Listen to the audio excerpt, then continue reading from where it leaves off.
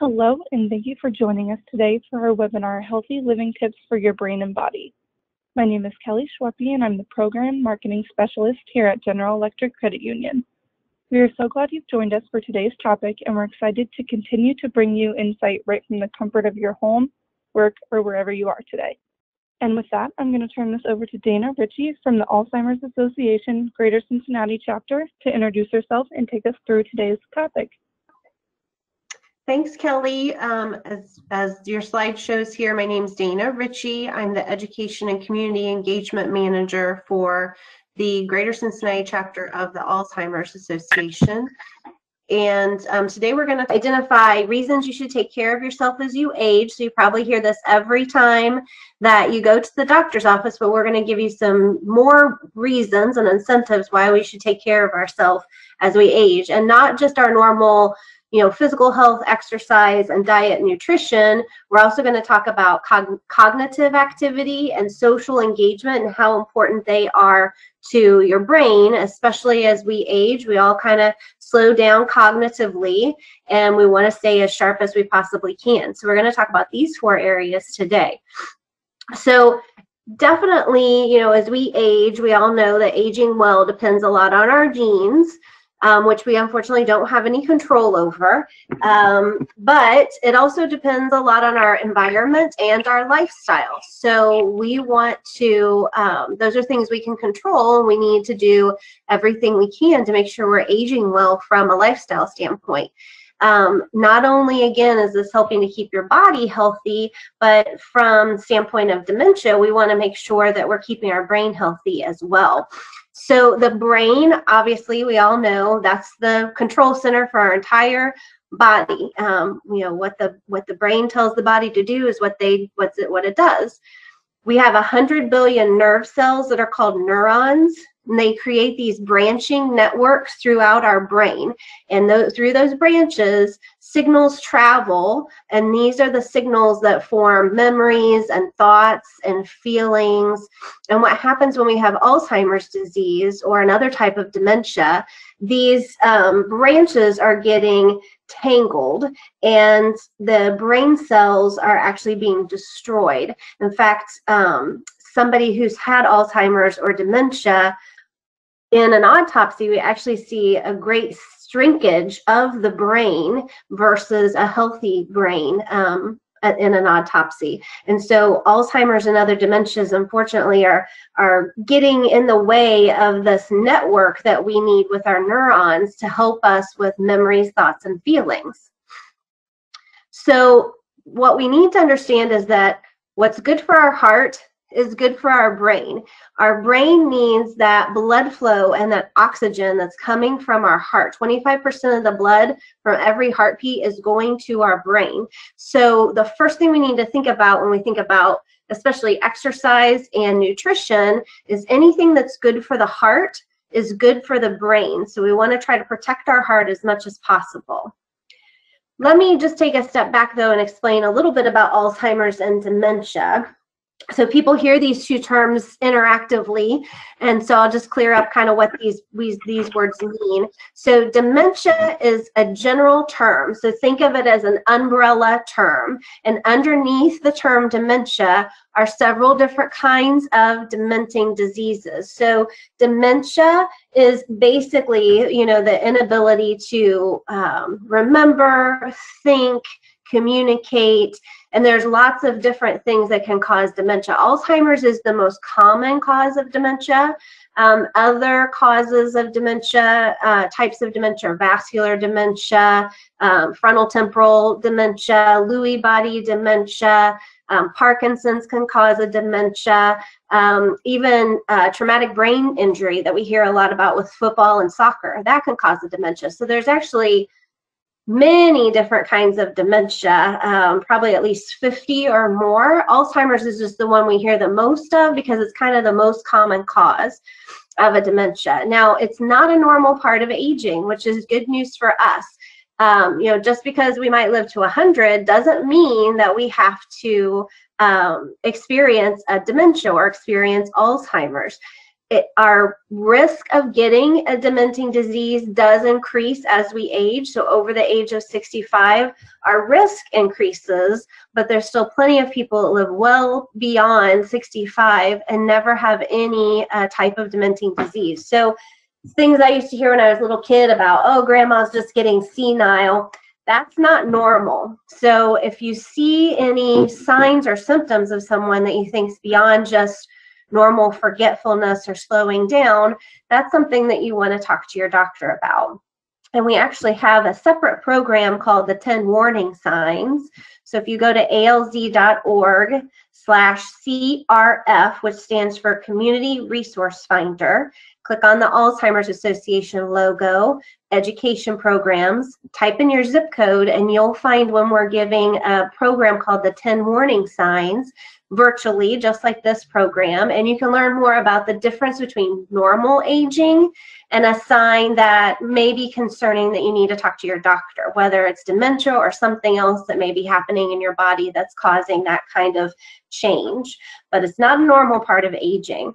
The number one risk factor of Alzheimer's is our age, but we do know genetics, head injuries we've had in the past, any cardiovascular factors, less formal education, unfortunately, even some demographics. So African Americans and Hispanics have a little bit higher propensity to have Alzheimer's disease, and we believe that may be related to their higher risk of vascular diseases. And then women also have a higher risk of Alzheimer's disease, and we're doing a lot of research to understand what might be causing that. We know that women tend to live longer than men, and the greatest risk factor is our age. But we're also trying to see if there's some kind of genetic differences that may make women more predisposition to a dementia over a man. Now, there are some therapies, some FDA recommended medications that can treat some symptoms. So you may know people who've talked about, well, I'm on Aricept, or Namenda and Namzaric are also some common FDA medications that will help with Alzheimer's, but they're helping with the symptoms of the disease. Unfortunately, there's not a cure. There's not anything right now that will slow the disease progression. It is a progressive disease that is fatal, and there's nothing for sure that will prevent Alzheimer's disease. But we're going to talk today about some tips and everything we can do from a lifestyle standpoint to try to stave off any kind of dementing diseases for as long as possible. So these are the 4 areas we're going to talk about again, and we're going to pick right up here with physical health and exercise. So we all know a lot of this stuff, cardiovascular activity, we hear a lot from our doctors about, we got to exercise, we got to exercise. Well, why is that important to our brain? Physical exercise is triggering a biochemical change that spurs the production of neurons. I talked about those neurons are those branches in our brain, and it also spurs the production of new blood vessels and connections between those neurons. So any type of physical activity is creating that biochemical change that helps us create these new connections within our brain. Brain imaging has shown that people who are more physically active have a larger hippocampus, which is where we keep our memories. They have a larger prefrontal cortex, and they have a larger temporal lobe. So those are all different areas of our brain that help with memories, executive functioning, thinking. So there is research to show the more physical exercise we have, the more that it will help our brain. In 2029, there was a study, or 2009, except we're not in 2029 yet. 2009, there was a study of about 1,900 healthy 77-year-olds who were followed for 8 years. And it was found in that research that being physically active lowered the participants' risks of developing Alzheimer's disease. And the more active they were, the less likely they were to develop any type of dementing disease. So that's why exercise is so important to us. But there's no single recipe. We definitely have to do something that we like. If you don't have to go out and run a marathon, if you don't like to ride a bike, don't ride a bike. We can all start with something really small. We need to make sure that we keep safety in mind, especially as we get older. You know, our balance isn't as great sometimes. We're not as quick on our feet. So make sure if we are riding a bike that we're wearing a bike helmet and things like that. But the main thing is we want to get our heart rate up. So physical exercise should not just be an activity. It should require increased effort and an increase in your breathing and your heart rate. So a good sign to know if you're really getting your heart rate up where it should be is if you are doing physical activity and you can still multitask, then you're not moving fast enough.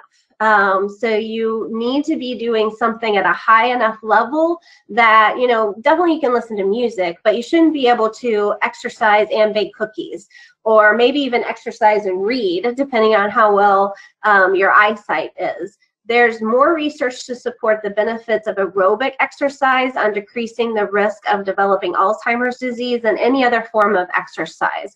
So it can be as easy as walking or engaging in some type of moderate aerobic exercise like walking 3 times a week for 30 to 60 minutes each time is the recommended minimum amount of exercise we need to decrease the risk of developing Alzheimer's. And it doesn't have to be 3 times a week, 30 to 60 minutes, exactly like that. So you could do, you know, 6 times a week and less time each time. You could do 3 times a week and take 2 15-minute walks instead of 1 30-minute walk. So you need to make sure this is something that you can fit into your, into your schedule. And there may be a few other things that we can do, you know, if we can socially distance while we take a walk. Maybe we're on one side of the road and our neighbor or our friend is on the other side of the road. We're 6 feet apart and we can have a conversation yelling across the road to each other, but still that is going to help us with some of the other things we talked about as far as social engagement. And of course, you always want to check with your doctor before you start any kind of exercise or activity, physical activity, just to make sure there's no issues with that. So there's some other things that we can do when it comes to exercise. So one of the things I want to talk about on this slide is sleep. So sleep is very important. What's happening when you're sleeping is it's preparing your brain for initially making new memories. So we've heard of REM sleep. There's actually something called NREM sleep, and that's when memories are being transferred from our short-term memory repository, which is our hippocampus, to our long-term memory depository. So that NREM sleep is really important. That's a really deep sleep. Because also what's happening during that time is it's consolidating informal memory or informational memory, such as somebody's name, and skill memory, which is things like how to ride a bike. So there's a lot that's happening in our brain when we get that NREM sleep, which is a real deep sleep.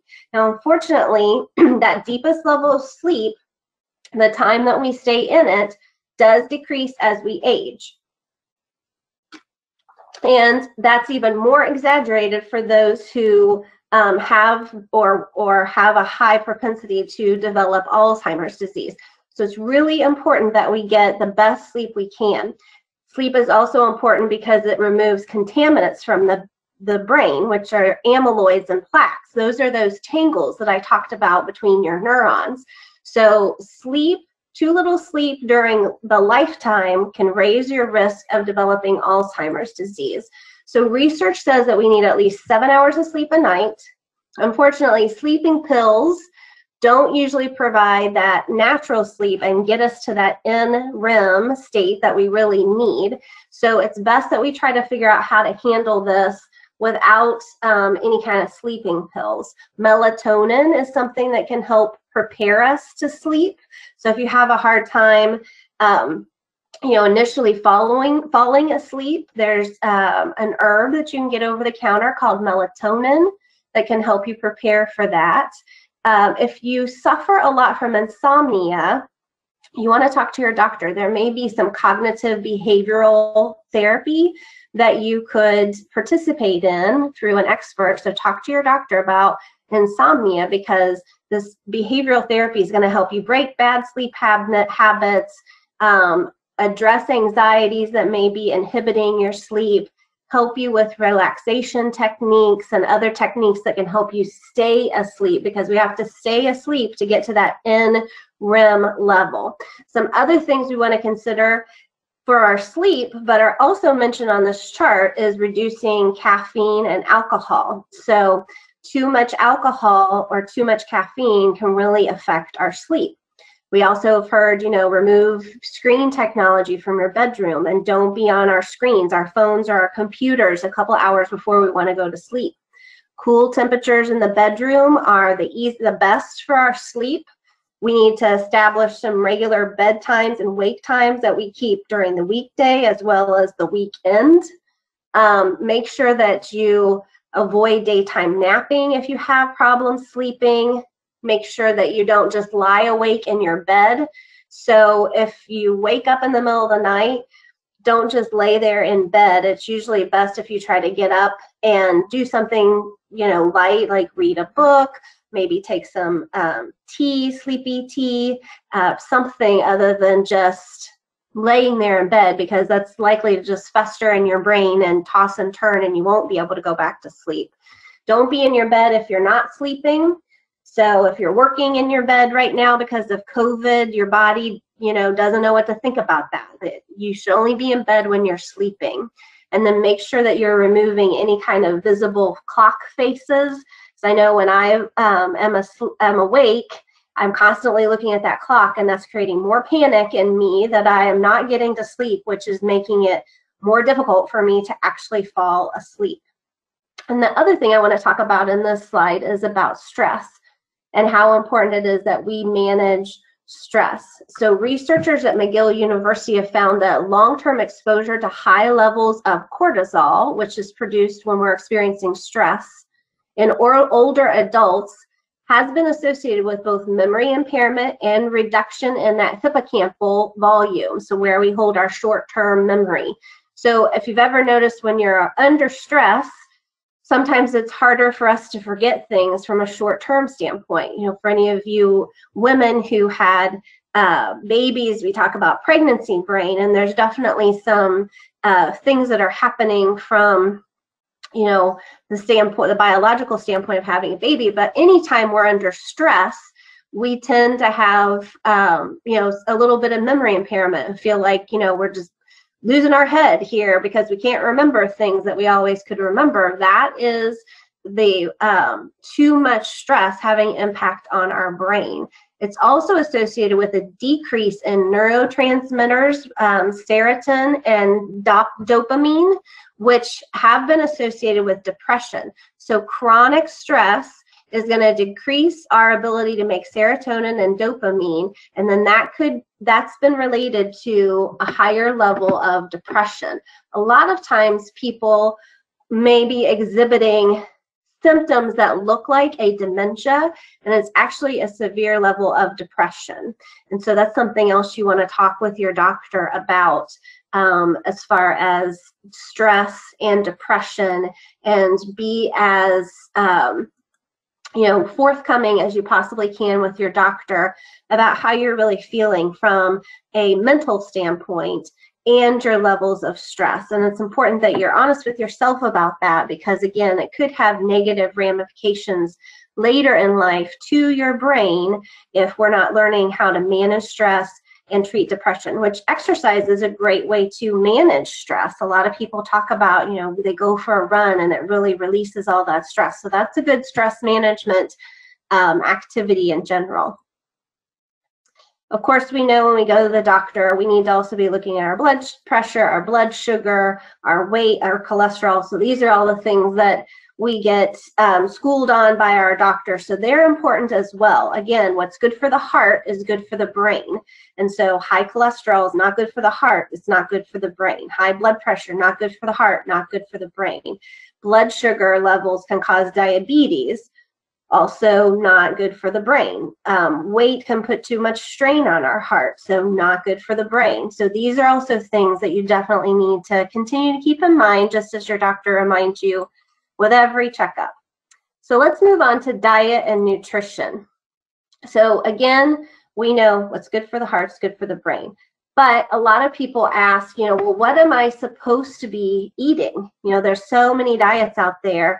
What should I be eating? So what we recommend is that you follow either a Mediterranean diet or something called the DASH diet, D-A-S-H. So if you Google that, you'll see the DASH diet. That's usually associated with lowering blood pressure. So it's focused on the heart, as well as the Mediterranean diet. So research has shown that the Mediterranean diet can lower the risk of mild cognitive impairment, which is usually kind of potentially could be the beginning of an Alzheimer's or other more devastating dementia. And so Mediterranean diet can lower the risk of mild cognitive impairment and slow cognitive decline, according to our research. This diet's also been proven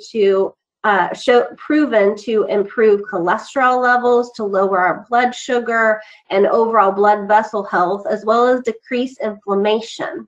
Key components of a Mediterranean diet include eating green leafy vegetables, eating more fruits and vegetables in general, eating fish and lean meats like poultry, and utilizing just healthy fats like olive oils and avocados. Characteristics of a Mediterranean diet include replacing butter with healthy fats like an olive oil, using herbs and spices instead of salt for flavoring foods, only eating red meat about twice a month, and eating around 6 servings of fruits and vegetables every single day. So that's what a Mediterranean diet looks like. Other foods that can help with a healthy brain are foods that are rich in omega-3 fatty acids. So those are some of our fishes like salmon and tuna, but also kiwi and flaxseed are rich in omega-3 fatty acids.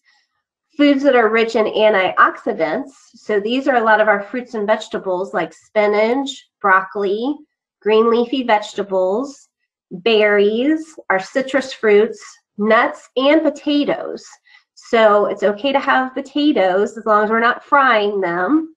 But those types of foods, things that are rich in omega-3 fatty acids and rich in antioxidants, can decrease the risk of cognitive decline.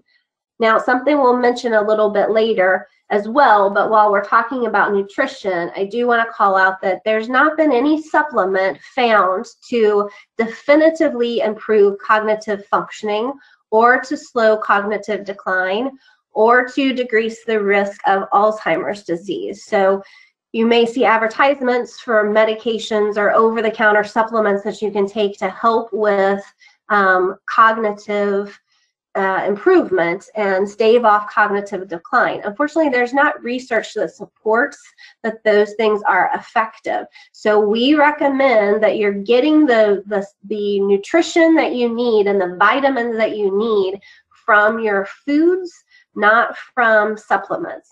Vitamins can be okay if you're talking to your doctor about that. There's some vitamins that if you have too much of them, they can cause issues from a health standpoint. So you want to make sure you're always working your vitamin routine in concert with your doctor, because there is such a thing as too much of a good thing. So we want to make sure we're only taking the vitamins that our body really needs.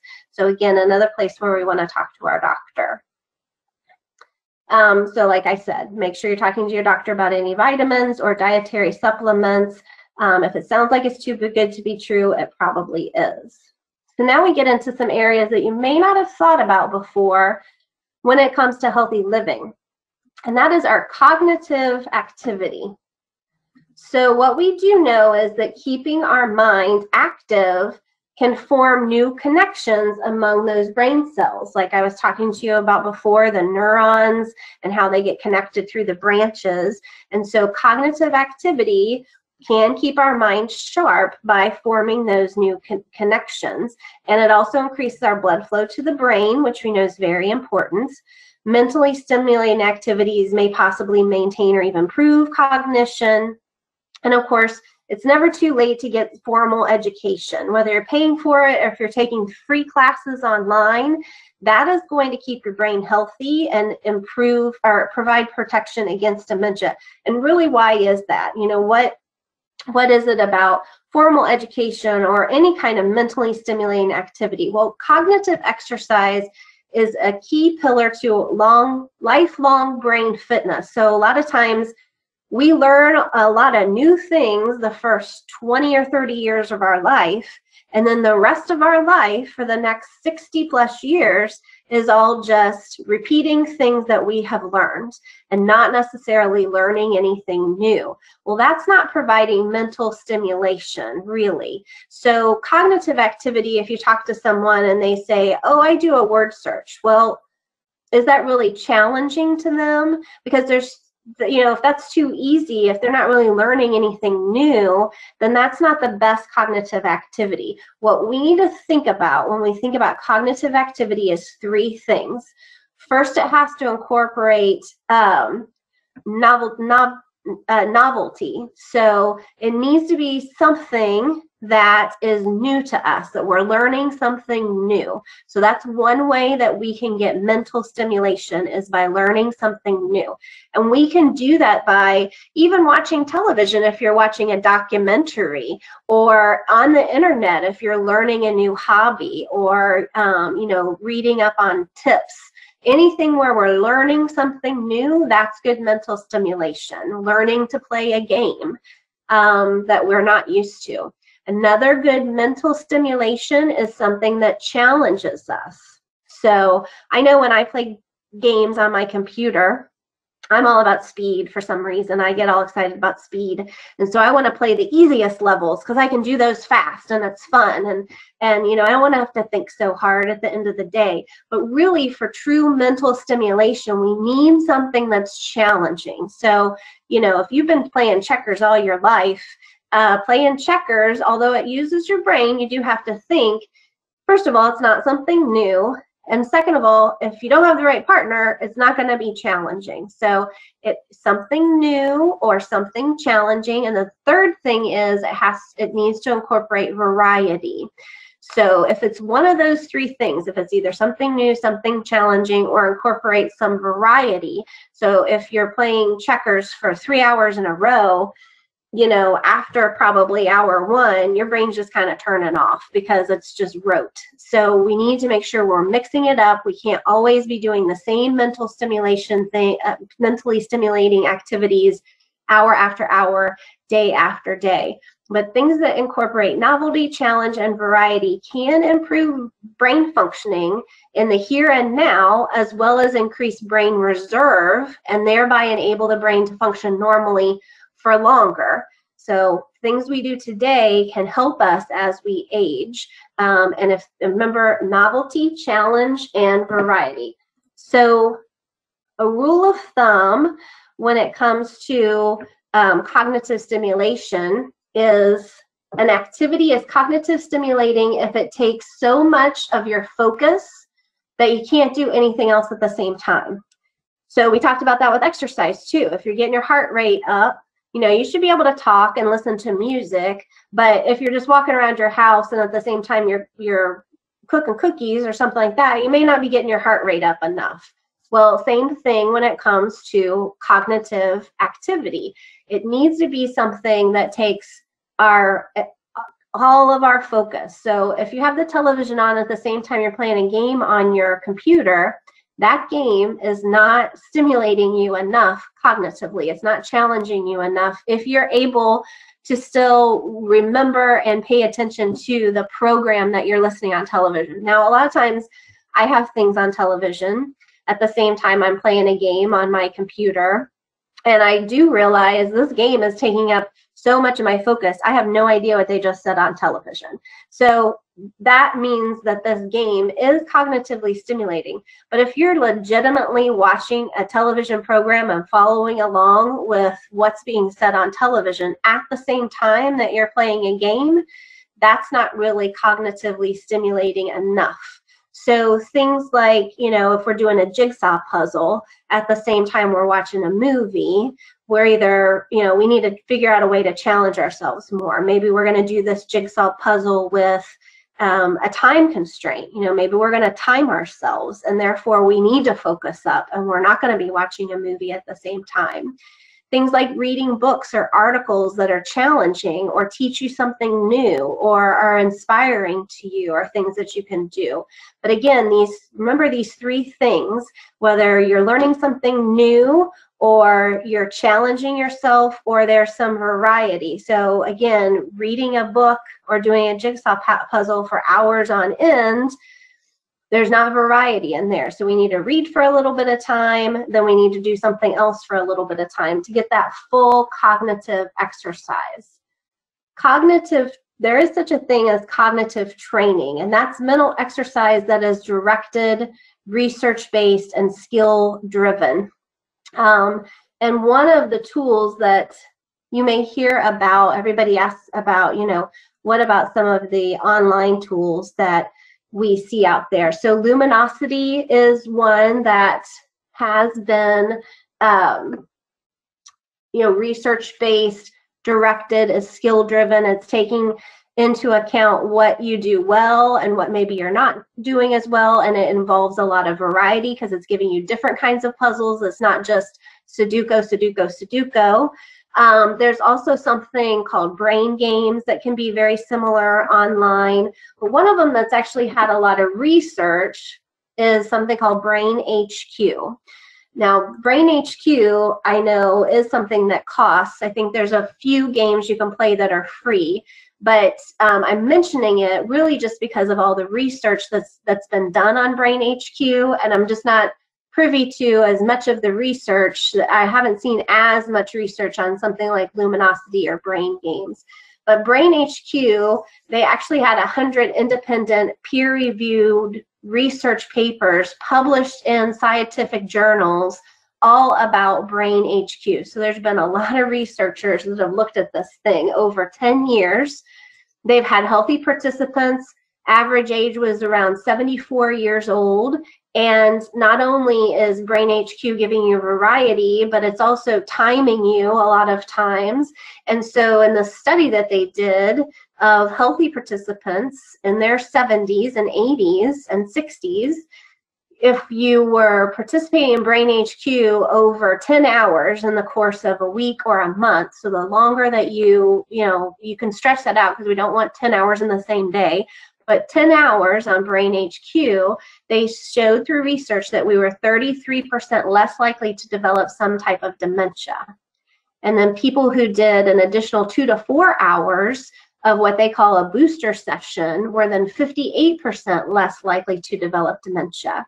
So these games that we're doing online, they can be helpful, but they can't be, again, they need to be challenging, they need to provide variety, and they need to be teaching us something new, maybe a new game we've never seen before. So, if you're, again, doing Sudoku online or solitaire, a lot of times I just mindlessly do solitaire online. That's not really stimulating enough. That is not, cognitive training per se. That's really going to help me increase those neurons in my brain.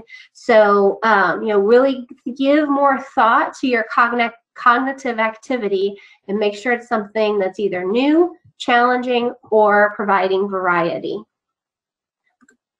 The last thing we're going to talk about then is social engagement. So this is really important, especially right now with COVID. People just don't understand how important social engagement is to your brain health. It's associated with living longer, with fewer disabilities in general.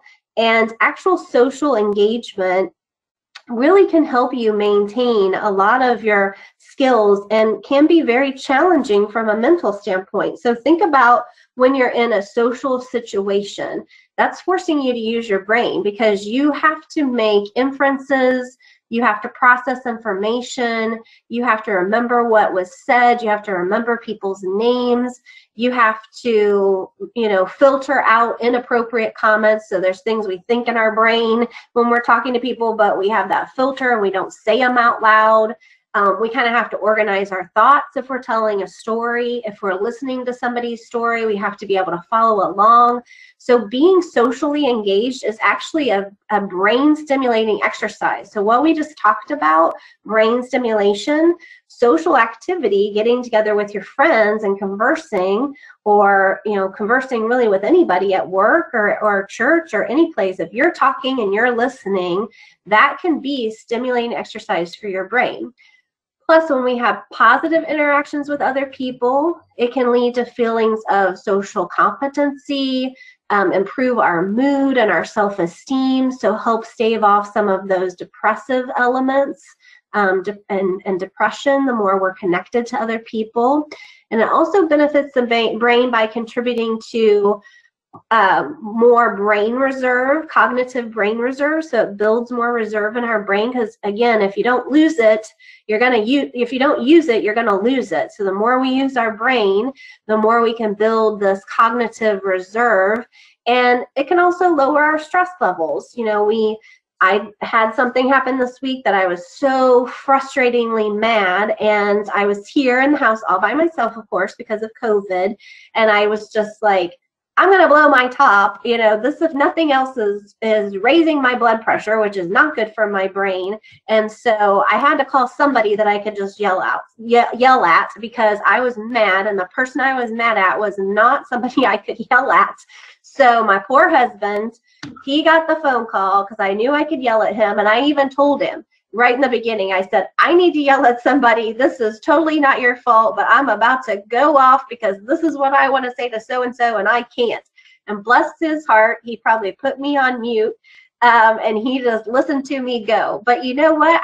That was such a release of stress, because then 15 minutes after I hung up the phone with him, the person I was actually upset about called me, and I was fine. And I guarantee if that person had called me before I ever talked with my husband, I would have taken his head off, even though I didn't want to, and I knew that wasn't appropriate. I would have.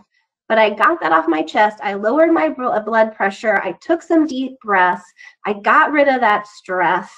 I, had to talk coherently to my husband. So I had to explain the situation and organize my thoughts. So I had to be able to explain to him. So first this happened, and then he did this, and then this happened, and then I said that. So that was also stimulating to my brain. So that's why it's so important that we stay socially engaged with other people. Research has suggested that people who are isolated have an increased mortality rate 2 to 4 times higher than people who have social connections with their family, their friends, and their community. There's actually been a study called the Nun Study, N-U-N. It was a study of nuns. And these nuns all decided that they were going to donate their brains to research when they passed away. But they started in the study early, in their 20s, right when they became nuns. And so they followed these nuns. And although monks tend to live a life of solitude, these nuns lived in a convent together. They were socially engaged with each other.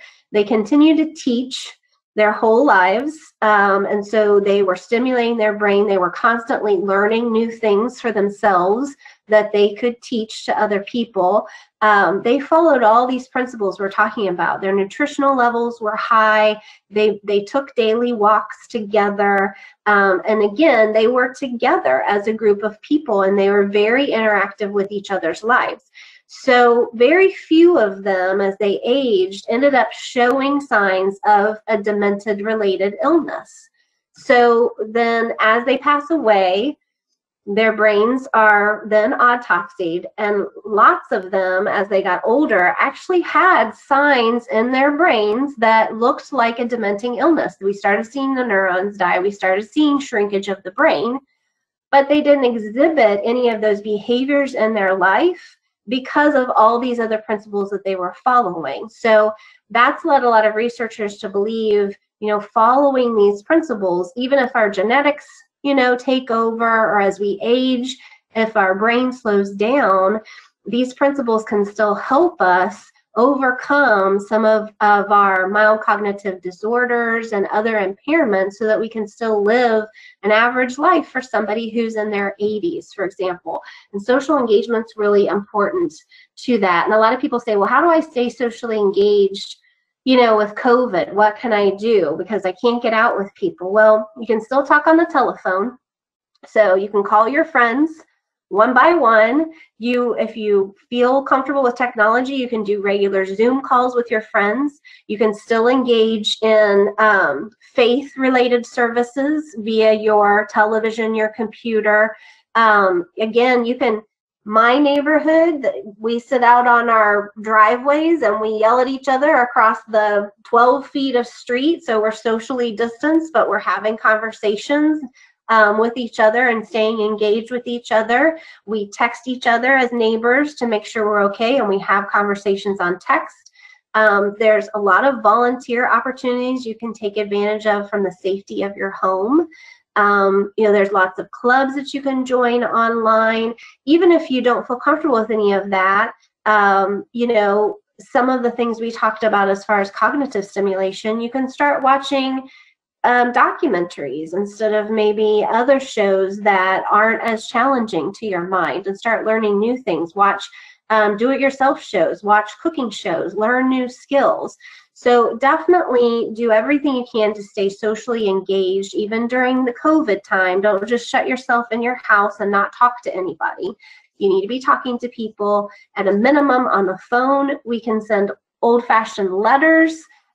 We can send out Christmas cards and holiday cards, but we can't break connection with our friends and family during COVID. We need to, for our own mental well-being, make sure that we're staying as socially engaged as we possibly can from the safety of our home, while still following the guidance of the CDC.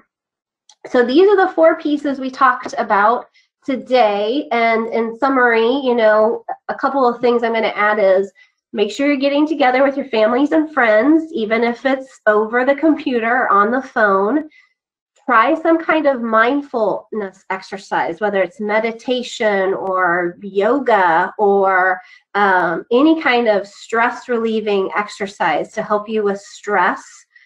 Go for a walk.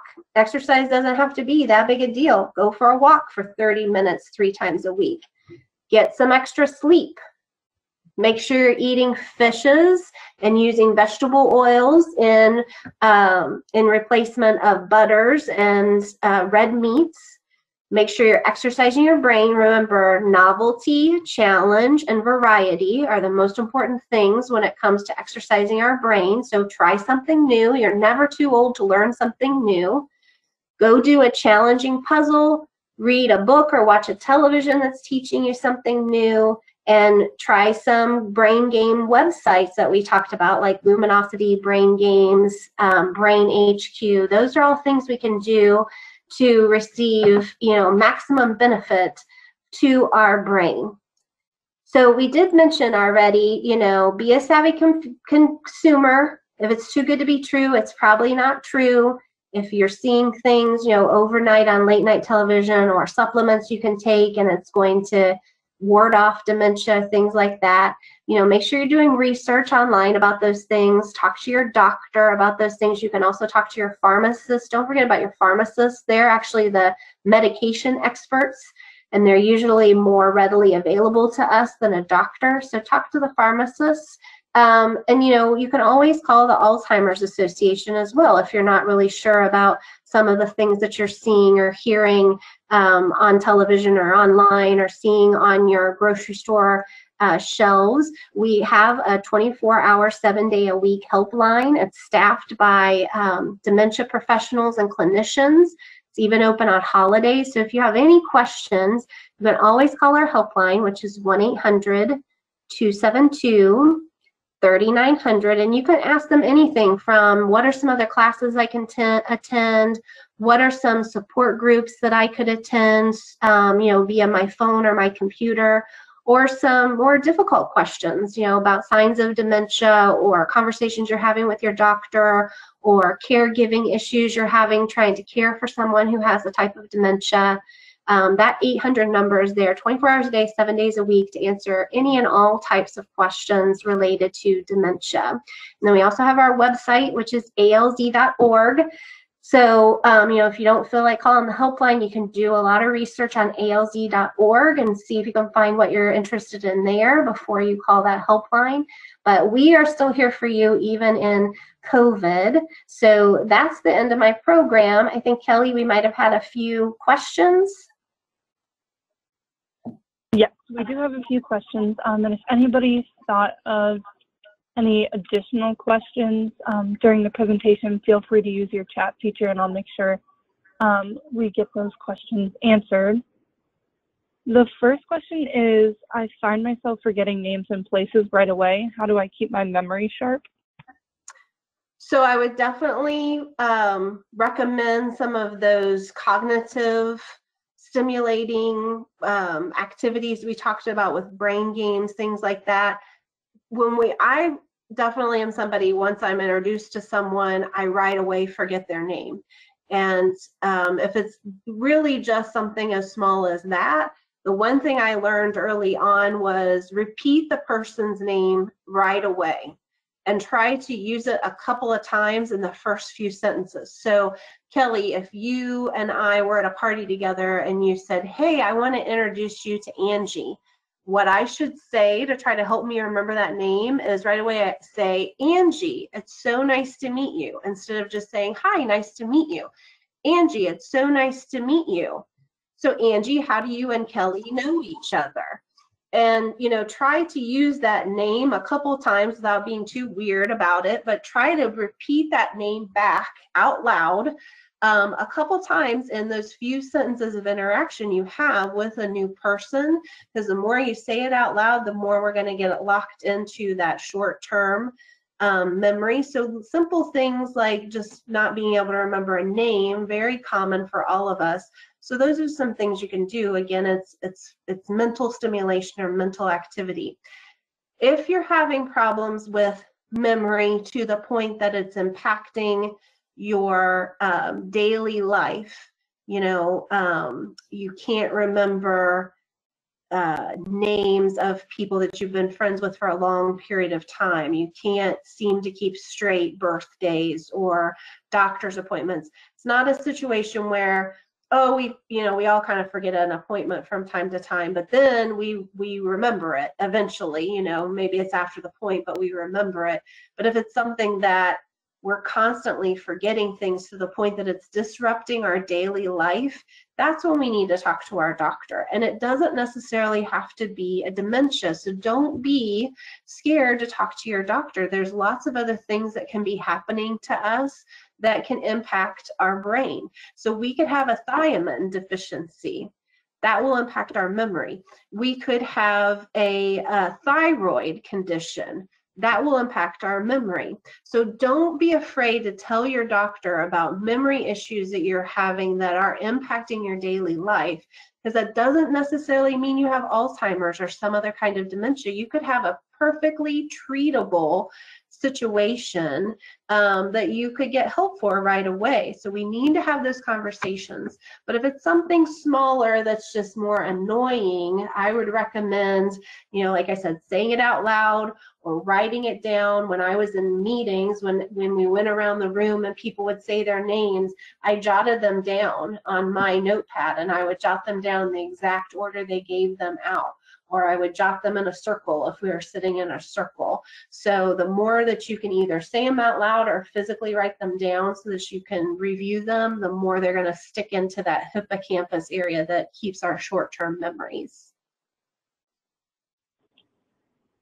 Great. And then the next question we have is, how can I build my social network after I'm retired to keep my memory intact? Oh my goodness. So there's so many things we can do socially when we retire. And I know it's a little difficult with COVID, but if you are at all comfortable with your computer And you don't have to be writing code or developing a website or something like that. But if you feel comfortable at all with your computer, there's lots of things that you can do to stay socially engaged. You can volunteer. Volunteering is something we all need right now, and it's something, from a nonprofit standpoint, and it's something that we can definitely do from a socially distant situation. So I have volunteers who give education programs for me, and they give them online. I have volunteers who lead support groups over the telephone for us. And again, it's cognitively stimulating because they're following the lives of these people, and they're building new friends. So there's lots of things we can do from a volunteer standpoint that is still, COVID friendly, that can help take up our time. We can learn a new hobby. It's never too late to learn something new. I may get this wrong, but I think it's called Ollie. If you go online and research, just they're totally free classes that you can take online through local colleges in the Ohio and Kentucky area, or your extension office for your local college, or just call your local college and find out they have free online classes that, they're not going to get you a degree or anything like that. If they could be free. If they cost anything, it's probably pretty nominal, but you're learning something new. You're taking up a new hobby. Make sure you're taking time to exercise, and maybe you find a way to exercise that's socially distant but involves other people. Maybe what you're doing is you are doing walk races with your friends where you're timing each other and how long, how fast can you walk 5 miles, and then you all get on a phone call later in the day to, talk about it with each other. So there's lots of things you can do to stay socially engaged once you retire. The one thing you don't want to do is just sit in front of the computer and mindfully lose hours on Facebook, or sit in front of the television and mindfully or not knowingly, not mindfully, get sucked into something that's not really challenging your body or your brain in any kind of way. But my two biggest tips would definitely be volunteering and taking up a new hobby or learning something new. But it's super, super important because we retire right at the time that our cognitive health starts to decline. So if we're going to retire and then just go sit on our couch all day and watch television, that's not good brain health. We need to be out learning new things, doing new things, traveling once we feel comfortable doing that, and seeing new things and meeting new people. But something you can definitely do right now with COVID is volunteer and learn a new hobby, or watch a documentary, learn some new things.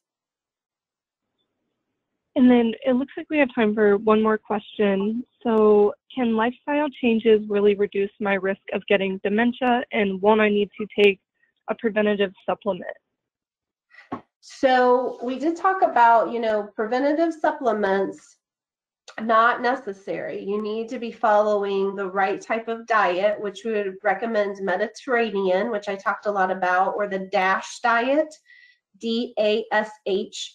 That's a acronym, and unfortunately I can't remember what it stands for, but if you Google that, it's I believe out there by the American Heart Association. That's the diet that they recommend, is the DASH diet. What's good for the heart is good for the brain, and you should not need any kind of nutritional supplements to help you achieve brain health. And definitely some of these supplements that you see out in the store that talk about improving your brain health, you really need to do some research on those. We have not found any research that's satisfactory that says they're worth the $30 to $60 that they want you to pay for those supplements. Talk to your doctor. If you have a vitamin deficiency, there's vitamins that they can recommend you take over the counter. But if you don't have a vitamin deficiency, which you can find out through an easy blood test, then you shouldn't be taking vitamins. Too much of certain vitamins can really be detrimental to your health. So, supplements not so necessary. And then yes, we've I know this was one of the questions I think we got in ahead of time, but hopefully I've explained to you with several pieces of research that these lifestyle changes that we talked about, which is exercise, we mentioned sleep, we mentioned stress management, nutrition, true cognitive training, and then social engagement. There's lots of research to say that that can lower your risk of getting dementia, as well as some other diseases that are heart related. So yeah, everything we talked about today, definitely there's bits of research woven into everything to say that can help stave off a dementing disease that will impact your daily living. Awesome. Well, everyone, that concludes our Q&A session. Thank you all for joining us today, and thank you, Dana, for your time. Everyone have a wonderful rest of your day.